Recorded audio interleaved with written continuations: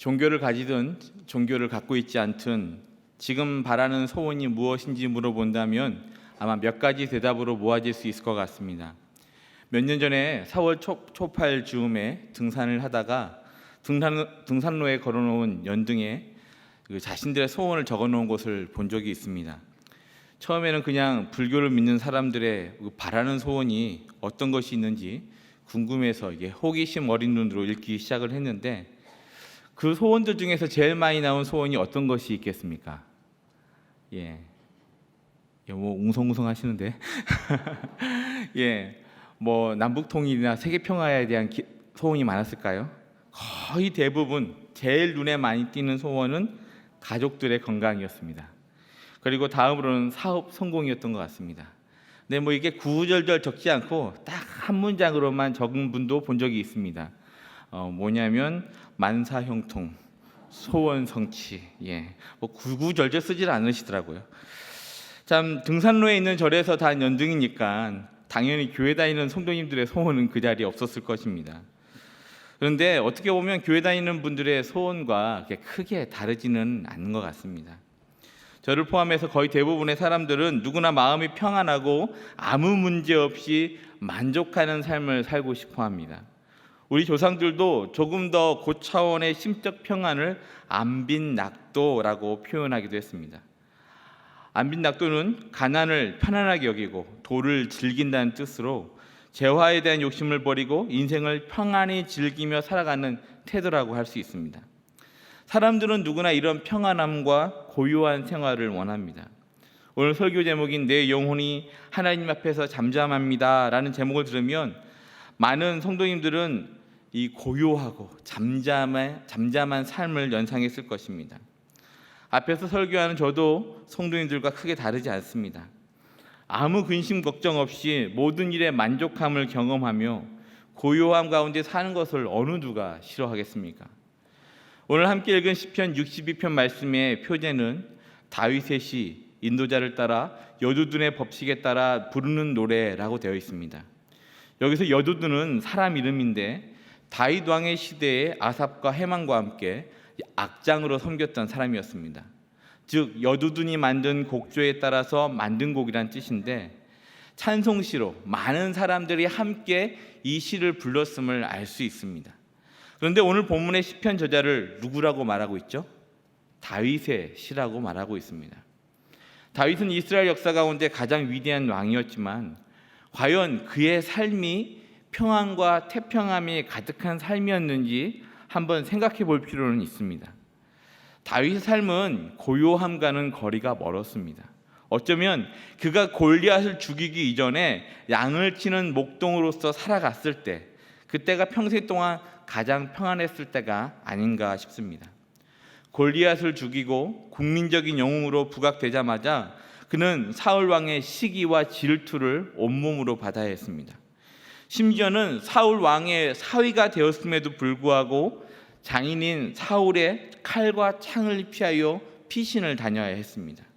그리고 그는 용맹한 전사로서 피 흘리는 전장에서 일평생을 살아야 했습니다. 왕이 되어서는 편했을까요? 그의 아들 압살롬의 반역으로 인해 모든 것을 버려두고 살기 위해서 급하게 도망쳐 다녀야 했습니다. 이런 삶을 살았던 다윗의 삶이 과연 고요함과 잠잠함이 어울린다고 할 수 있을까요? 즉 시편 62편은 아름다운 산과 초장이 펼쳐져 있는 목가적인 풍경에서 불렀던 찬양이 아니었습니다. 가장 치열한 전투가 벌어지고 있는 그 전장의 한가운데서 사나운 풍랑이 몰아치는 폭풍 한가운데서 불렀던 노래였습니다. 그리고 그 어떤 것보다 하나님이 주시는 영혼의 잠잠함을 누리면서 하나님께 나아가고 있음을 고백하고 있습니다. 오늘 읽은 시편 62편은 말 그대로 한 편의 시이기 때문에 시의 구조가 어떻게 되어 있는지를 보면 시에서 강조하는 바가 무엇인지 알 수 있습니다. 시편 62편의 구조에 대해서 설명을 드리자면 이 셀라라는 단어가 위치한 문장을 기준으로 세 부분으로 나눌 수가 있습니다. 셀라가 4절과 8절에 기록되어 있는데 이 단어를 중심으로 단락을 구분하는 것입니다. 1절에서 4절, 그리고 5절에서 8절, 또 9절에서 12절에서는 하나님의 권능과 인자하심을 신뢰할 것을, 또한 내 영혼이 잠잠함으로 하나님 앞에 설 것을 선언하는 내용의 찬송이 반복되고 있습니다. 그리고 성경의 시편은 히브리어로 기록된 찬송시이기 때문에 시편 62편을 히브리어로 보면 특이한 단어가 반복되는 것을 볼 수 있습니다. 그것은 히브리어 아크라는 단어인데요, 1절, 2절, 4절, 또 5절, 6절, 9절에서는 히브리어 아크로 시작을 하고 있습니다. 히브리어 아크는 오직, 그러나, 분명히라는 뜻을 가지고 있는데 오늘 읽은 시편 62편에서는 오직이라는 단어로 사용되고 있습니다. 그런데 이 단어가 반복된 구절들을 보면 오늘 함께 읽은 시편 62편이 전하는 그 메시지를 두드러지게 강조하고 있음을 볼 수 있습니다. 사랑하는 성도 여러분, 오늘 시편 62편 말씀을 통해서 이 영혼의 잠잠함을 경험하는 은혜가 있기를 간절히 소망합니다. 그렇다면 우리가 어떻게 영혼의 잠잠함을 누릴 수 있겠습니까? 먼저 오직이라는 뜻의 히브리어 아크가 사용된 4절과 9절 말씀 보면 우리 영혼의 잠잠함을 깨트리는 것이 무엇인지 알려주고 있습니다. 우리의 잠잠함을 깨트리는 것이 무엇이 있습니까? 먼저 4절 말씀을 보면요, 그 이유를 먼저 우리를 공격하는 대적들 때문이다라고 말씀합니다. 우리는 모든 일에 잠잠함을 원하지만 우리를 넘어뜨리기 위해 공격하는 대적들 앞에 때문에 잠잠함이 깨어지기가 너무 쉽습니다.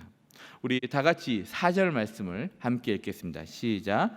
그들이 그를 그의 높은 자리에서 떨어뜨리기만 꾀하고 입으로는 축복이요 속으로는 저주로다. 셀라. 다윗은 오직이라는 뜻인 히브리어 단어 아크 뒤에 높은 자리에서 떨어뜨리기만 꾀하는 대적자들에 대해서 말하고 있습니다.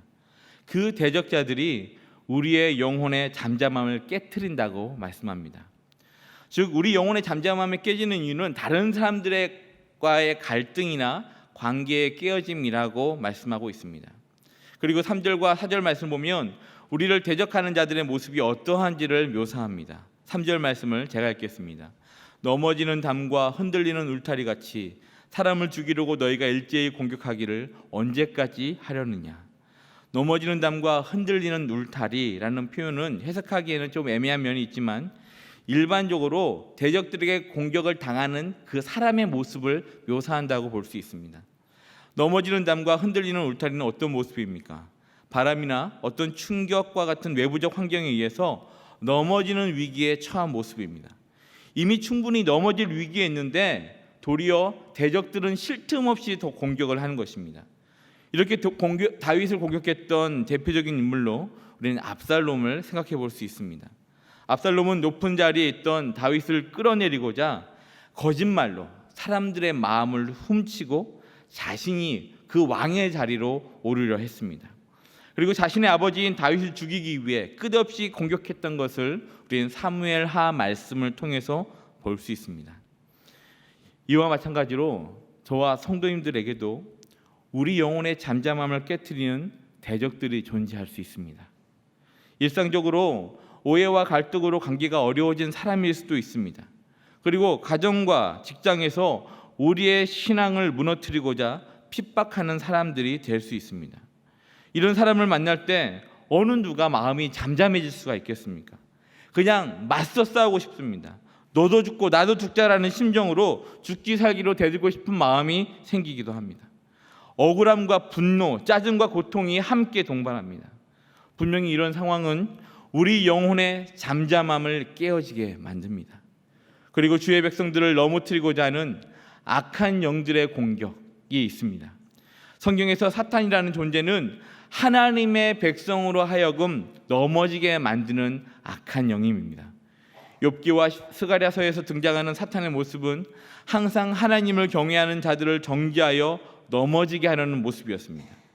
사탄의 신약적인 표현인 헬라어 디아블로스는 예수님을 시험하는 존재였고 성도들을 미혹하는 악한 영들을 의미합니다. 그래서 사탄의 별명은 고소하는 자, 정죄하는 자라고 성경은 말씀합니다. 이렇게 하나님을 대적하는 사탄은 지금도 계속해서 하나님의 백성을 향해 공격하고 있습니다. 하나님의 백성으로 하여금 죄악을 저지르게 만들고 우리의 죄를 정죄함으로 우리를 실족하게 만들고 있습니다.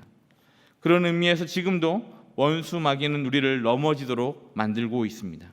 그리고 그 죄악이 우리 영혼의 잠잠함을 깨어지게 만드는 것입니다. 사랑하는 성도 여러분, 영혼의 잠잠함을 깨는 이런 대적자들이 존재한다는 것을 기억하십시오. 나를 공격하는 어떤 관계 가운데서 불편한 원수들도 있겠지만 우리 영혼을 공격하는 그 악한 사단도 존재한다는 것을 분명히 명심하고 깨어 있어야 할 것입니다. 다음으로 우리의 잠잠함을 깨트리는 것이 무엇이 있습니까? 그것은 9절 말씀에서 발견할 수가 있습니다. 우리가 경험하는 인생의 허무함 때문이라는 것입니다. 9절 말씀 보면 이렇게 기록을 하고 있습니다. 9절 말씀을 제가 읽겠습니다. 아, 슬프도다. 사람은 입김이며 인생도 속임수이니 저울에 달면 그들은 입김보다 가벼우리로다. 이 문장에서도 제가 앞서 말씀드렸던 히브리어 아크가 앞에 존재합니다. 히브리어를 직역하면 이렇게 말할 수 있습니다. 오직 허무함, 모든 인생.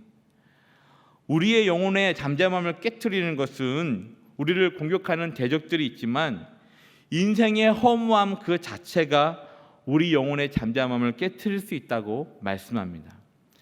여기서 사용된 입김이라는 히브리어 단어 헤벨은 우리가 전도서에서 많이 보는 단어입니다. 헛되고 헛되며 헛되고 헛되니 모든 것이 헛되도다라고 말할 때 이 헛되다라고 했던 사용된 단어가 이 입김과 같은 단어입니다. 전도서가 인생의 허무함을 노래하고 있듯이 오늘 본문의 9절에서도 그 허무함에 대해서 우리에게 말씀합니다. 우리는 보통 인생에 대해서 판단할 때 어떤 기준을 가지고 있습니까? 어떤 사람들은 한 사람이 걸어온 성공과 업적의 길을 가지고 그 인생이 가치 있다고 판단을 합니다. 아니면 학문적으로 뛰어난 업적을 세우면 그 인생을 가치 있게 보기도 합니다. 다른 사람을 위해 봉사하고 헌신한 인생을 보면 참 귀중한 인생을 사셨다고 인정하기도 합니다. 그런데 이런 판단 안에는 세상적인 기준이 두드러지게 나타납니다. 세상에서 인정받는 존귀한 자라고 해서 더 인생의 무게가 무겁거나 어떤 인생은 가벼운 것처럼 우리는 쉽게 판단합니다. 그렇다 보니 우리는 10절 말씀처럼 세상적인 가치를 의지하고 싶은 마음이 듭니다. 10절 말씀을 읽겠습니다. 포악을 의지하지 말며 철취한 것으로 허망하여지지 말며 재물이 늘어도 거기에 마음을 두지 말지어다. 힘의 논리로 인생을 판단하는 사람은 포악을 의지하고 싶어합니다. 욕망을 채우기 위해 사는 사람은 탈취하는 것을 인생의 목표로 삼습니다. 돈이 물질이 목적인 사람은 재물에 마음을 둡니다. 이런 인생의 모습에 대해서 오늘 읽은 9절 말씀에서는 모든 인생이 입김과 같이 가볍다라고 말씀합니다. 저울에 달면 입김보다 더 가볍다고 말을 합니다. 세상이 추구하는 인생이 세상이 목표라는 그 가치가 얼마나 허무한 것인지를 오늘 본문은 우리에게 말하는 것입니다. 우리 영혼의 잠잠함이 깨지는 큰 이유 중 한 가지는 인생의 허무함이 우리의 영혼을 무겁게 짓누를 때입니다. 때로는 세상적으로 성공한 삶을 살아도 영혼은 피폐할 수 있습니다. 평생 동안 앞만 보고 열심히 살아왔는데 달려왔는데 내 손에 주어진 것이 아무것도 없다고 느껴질 때 우리는 허무함을 느낍니다. 그리고 앞으로 무엇을 향해 달려가야 할지 알 수 없어서 그 자리에 멍하게 서 있게 되면 우리는 허무함을 느낍니다. 내 인생이 너무 가볍게 느껴지고 내 영혼이 너무 작게만 느껴집니다. 이 허무함은 내가 스스로 괜찮아 라고 말하면서 해결되는 것이 아닙니다. 다른 사람들이 내게 힘내라고 말해도 채워지지 않습니다. 왜냐하면 우리의 허무함은 겉으로 드러나는 물질적인 풍요로움과 만족으로 채워지는 것이 아니기 때문입니다. 허무함을 극복하기 위해서는 영적이고 내면적으로 변화되고 채워져야 해결될 수가 있습니다. 사랑하는 성도 여러분, 지금 성도님들의 영혼의 잠잠함을 깨트리는 것이 무엇인 것 같습니까? 나를 공격하는 대적들이나 악한 마귀 원수 때문인가요? 오해와 편견으로 인해 나타나는 갈등과 분쟁 때문입니까? 아니면 우리를 짓누르는 허무한 마음 때문입니까? 혹시라도 우리의 영혼의 잠잠함을 깨트리는 것이 있다는 것을 깨달았다면 우리는 그것에서 다시 벗어나야 합니다. 그리고 그 억눌림에서 벗어나려면 우리의 힘으로는 되지 않습니다. 대적들의 공격이 총알처럼 빗발치는 전쟁의 한가운데서나 허무함의 늪에서 벗어나기 위해서는 우리의 바깥에서 그 도움의 손길을 받아야 합니다. 그래서 오늘 시편 62편 말씀은 우리 인생의 허무함에 대해서 말하고 있지만 허무주의로 끝내지는 않습니다. 전쟁터와 같고 입김과 같이 허무한 인생에게도 구원이 있다고, 소망이 있다고 선포합니다. 우리 영혼의 잠잠함을 다시 회복할 방법이 있다고 찬양하고 있습니다. 그렇다면 우리 영혼이 어떻게 해야 잠잠함을 누릴 수 있겠습니까? 첫째로 내 영혼이 하나님의 사랑받는 존재임을 믿어야 합니다. 영혼이라는 단어는 현대를 살아가는 사람들에게 점점 더 관심이 멀어지는 단어인 것 같습니다. 그나마 요즘 사람들이 영혼이라는 말을 사용할 때는 어떤 우스갯소리를 할 때나 사용을 합니다. 예를 들어 최선을 다하지 않고 건성건성 대답하는 것을 요즘 사람들은 어떻게 대답하는지 아세요? 어떻게 표현하는지 아십니까? 영혼 없는 대답이라고 표현합니다. 그냥 영혼을 어떤 정신적인 영역으로만 한정을 짓습니다. 왜냐하면 사람들은 점점 더 눈에 보이는 것에만 관심을 쏟고 있기 때문입니다. 심지어는 과거에 어떤 시도가 있었냐면 영혼의 무게를 측정하려는 시도도 있었습니다. 1907년에 미국의 매사추세츠 병원의 의사 덩컨 맥두걸은 결핵 환자가 숨을 거두는 순간 특별히 개조한 침대 모양의 저울을 통해 숨을 거두는 순간 무게가 줄어들었음을 발표하였습니다. 그 결과는 21g이 줄어들었다는 것입니다. 그리고 2007년에 스웨덴의 룬데 박사팀은 정밀 컴퓨터 제어 장치를 통해서 이 맥두걸 실험을 검증했는데 임정 시 정확하게 숨을 거둘 때 정확하게 체중 변동이 21.216g이 줄어들었다는 결과를 발표하기도 했습니다.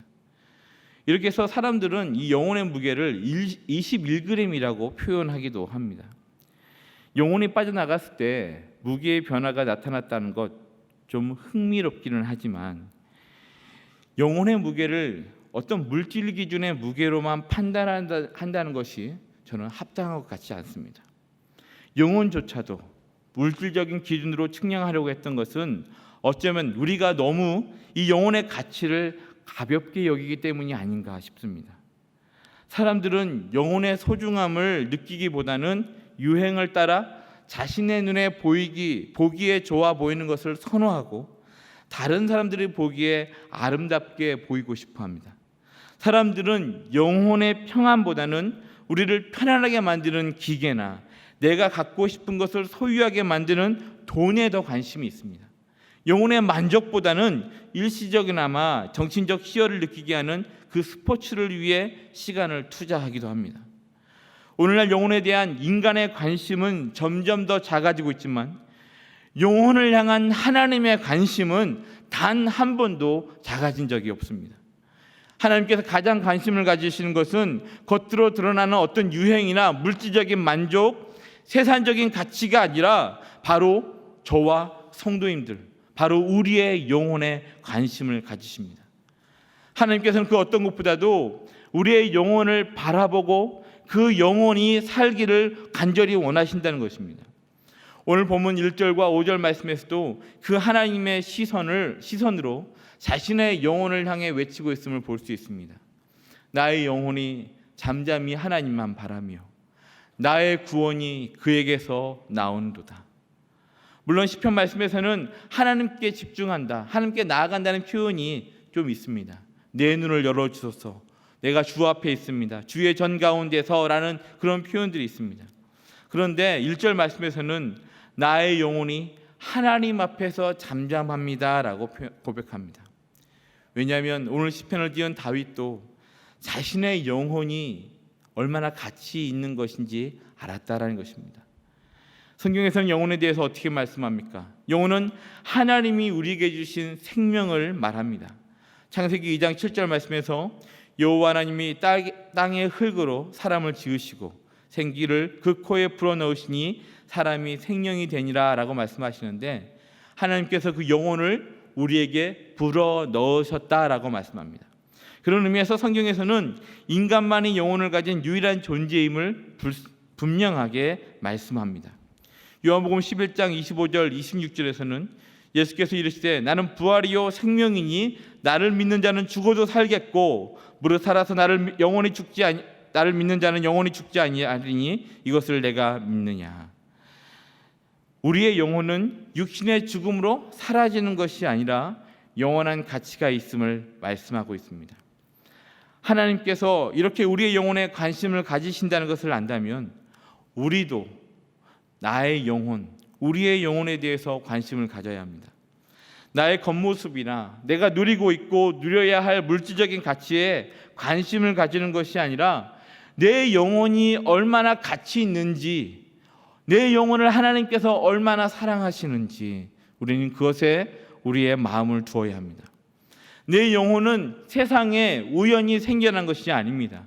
요한복음 3장 16절에서는 하나님이 세상을 이처럼 사랑하사 독생자를 주셨으니 이는 그를 믿는 자마다 멸망하지 않고 영생을 얻게 하려 하심이라고 말씀합니다. 즉 예수님께서 이 땅에 오신 가장 큰 이유는 우리를 너무 사랑하셔서 우리 영혼을 구원하시기 위해서라고 말씀하시는 것입니다. 그래서 내 영혼은 다른 사람에게서 판단받을 수 없습니다. 왜냐하면 하나님께서 내 영혼을 만드셨기 때문입니다. 내 영혼을 얼마나 많이 사랑하시는지 하나님께서 내 영혼을 구원하시기 위해 십자가에서 그 죗값을 피 흘리시기까지 하셨습니다. 그렇기 때문에 그리스도 안에 있으면 어느 인생도 어느 영혼도 소홀히 여김을 받아서는 안 됩니다. 또 그렇기 때문에 저와 성도님들이 어떤 상황 속에서도 내 영혼에 관심을 가져야 하는 것입니다. 상황이 내 마음처럼 풀리지 않아서 답답할 수도 있고 육신의 질병으로 인해 점점 더 내 육신의 힘이 빠질 수도 있습니다. 그러나 그때에도 내 영혼만은 하나님께를 향하고 있는지 우리는 스스로를 보아야 합니다. 그리고 하나님께 집중함으로 나아갈 때 우리를 향한 그 하나님의 음성을 우리는 들을 수 있어야 합니다. 우리가 대적들의 공격으로 무너지는 담이나 흔들리는 울타리처럼 넘어질 위기에 있거나 일상의 분주함 가운데 허무한 마음이 파도처럼 밀려오는 그때에도 한결같은 하나님의 음성을 들을 수 있어야 합니다. 그 음성은 내가 너를 사랑한다라는 하나님의 음성입니다.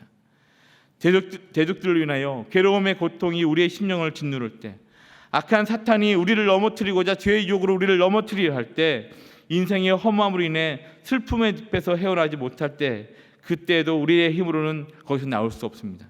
그 순간에도 그래도 내가 너를 사랑한다라는 하나님의 그 사랑의 음성을 들을 때 우리에게 소망이 있다는 것입니다. 사랑하는 성도 여러분, 나의 영혼이 잠잠할 수 있도록 하나님이 주신 내 영혼을 소중히 여기시기를 바랍니다.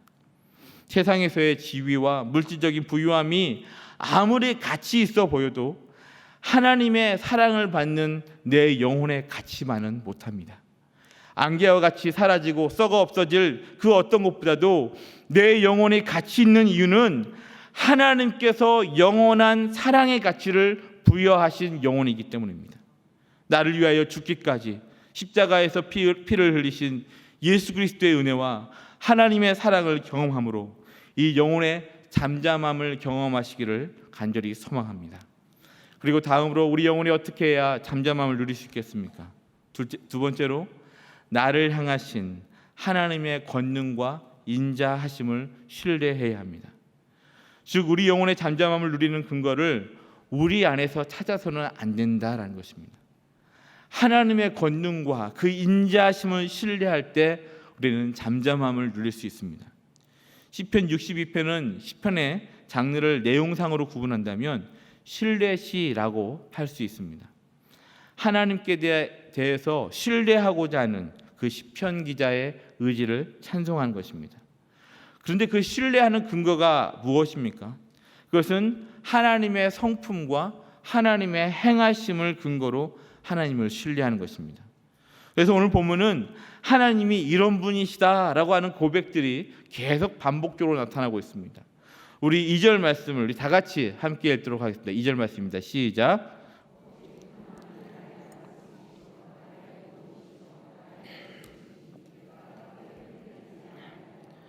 그리고 7절과 8절에서는 이렇게 말씀합니다. 나의 구원과 영광이 하나님께 있으며 내 힘의 반석과 피난처도 하나님께 있도다. 백성들아 시시로 그를 의지하고 그의 앞에 마음을 토하라. 하나님은 우리의 피난처시로다.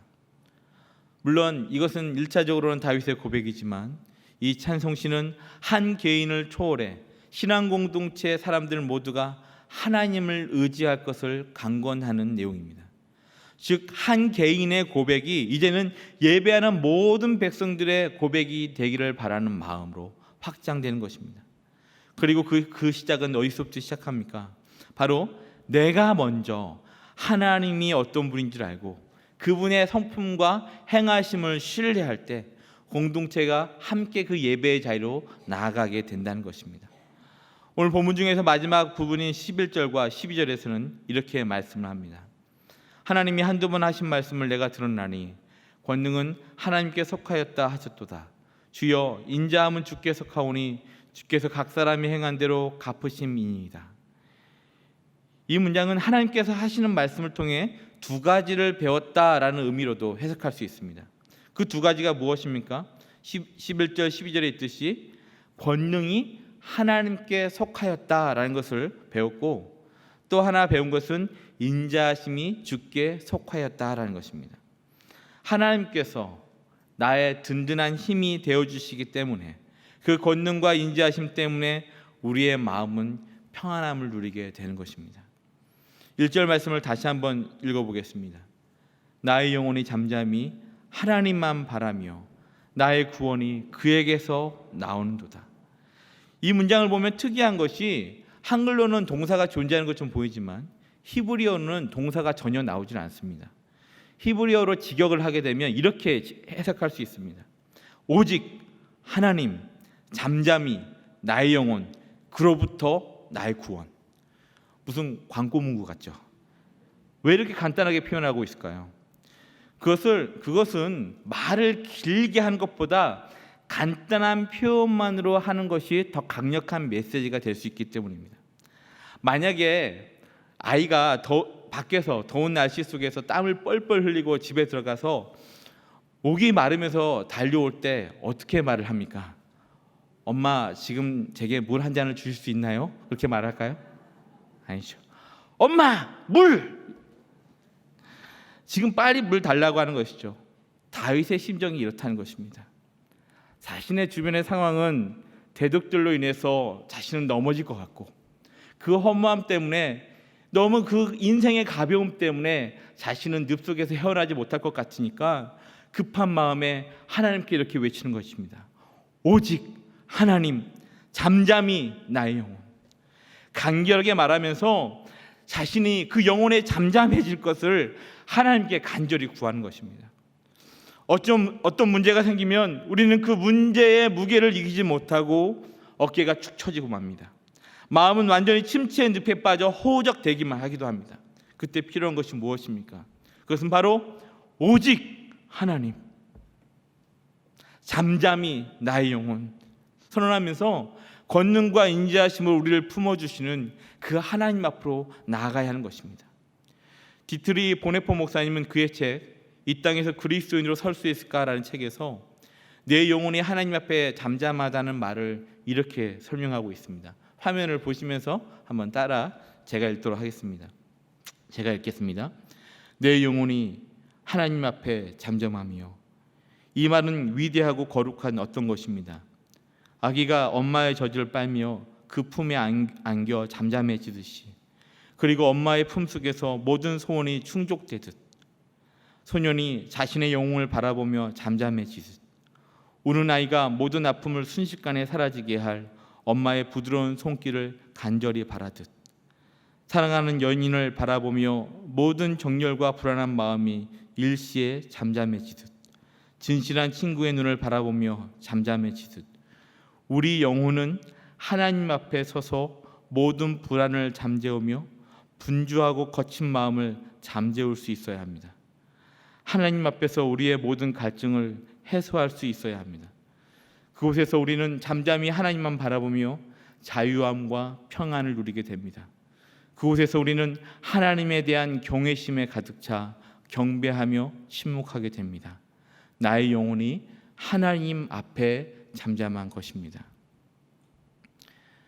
사랑하는 성도 여러분, 내 영혼이 잠잠하다는 것은 모든 문제에 대해서 무상무념의 상태로 있겠다는 태도가 아닙니다.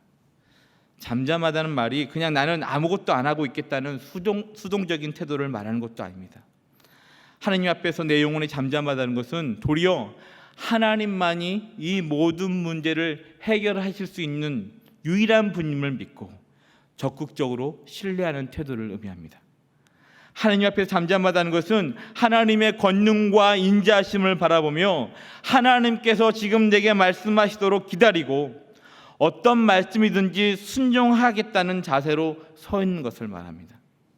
나 자신에 대해서 변명하는 모습이 아니라 오직 하나님께 베풀어 주시는 그 권능과 인자하심을 바라보며 우리의 모든 불안과 두려움을 잠재우며 하나님 앞에만 우리가 서 있는 것입니다. 그렇기 때문에 내 영혼이 하나님 앞에 잠잠한 그 시간은 무거운 책임을 동반하고 우리 자신을 진실하게 돌아보는 시간이 됩니다. 그리고 권능과 인자를 베풀어 주시는 하나님으로 인하여 우리 영혼은 평안과 안식을 누릴 수 있습니다. 그래서 잠잠함의 시간이야말로 하나님의 도우심을 체험하는 시간이요, 우리의 영혼이 새롭게 되는 시간이 되는 것입니다. 사랑하는 성도 여러분, 이 시간 우리의 영혼이 잠잠히 하나님께 나아가는 시간이 되기를 간절히 소망합니다. 이게 잠잠하자고 하니까 많은 분들이 묵상기도, 조용히 기도하는 것으로만 생각을 하시는데 그것이 아닙니다. 그저 아무 생각 없이 조용히 기도하면 졸리기만 합니다. 잠잠히 기도한다는 것은 겉으로 큰 소리를 내든지 작은 소리를 읊조리든지 상관없이 하나님만 바라보며 세상과 나는 간 곳 없고 구속한 주님만 바라보는 그러한 마음으로 신뢰하는 자리로 나아가는 것을 의미합니다. 우리의 마음을 하나님 앞에 토로하는데 얼마나 많은 문장이 필요한 것 같습니까? 때로는 기도하는 그 자리에서 아버지라고 나지막하게 내뱉는 한마디로도 우리의 마음이 눈물과 함께 물같이 쏟아지는 것을 우리는 경험하기도 합니다. 때로는 이런저런 많은 말을 하기 전에 내 상한 심령을 부여잡고 하나님께 나아가면서 주님 나를 불쌍히 여겨 주시옵소서라고 기도할 때 하나님께서 우리의 마음을, 나의 마음을 만져주시는 것을 경험합니다. 다른 사람에게는 들리지 않지만 내게만 들리는 작은 속삭임으로 기도하기만 해도 우리는 그 하나님 앞에서 내 영혼을 감싸는 하나님의 권능과 인자하심을 경험할 수 있습니다. 이 기도 시간뿐만 아니라 우리가 전쟁터처럼 느껴지는 세상에서 폭풍 속에서 흔들리는 그 혼돈 속에서도 오직 하나님을 바라보며 나를 사랑하신다는 하나님의 음성을 듣는다면 우리는 평안을 누릴 수 있습니다. 나의 영혼이 잠잠히 하나님만 바라며 나의 구원이 그에게서 나오는도다. 오직 그만이 나의 반석이시요 나의 구원이시요 나의 요새이시니 내가 크게 흔들리지 아니하리로다. 이 시편 말씀의 고백이 저와 성도님들 모두의 고백이 되기를 주님으로 축복합니다.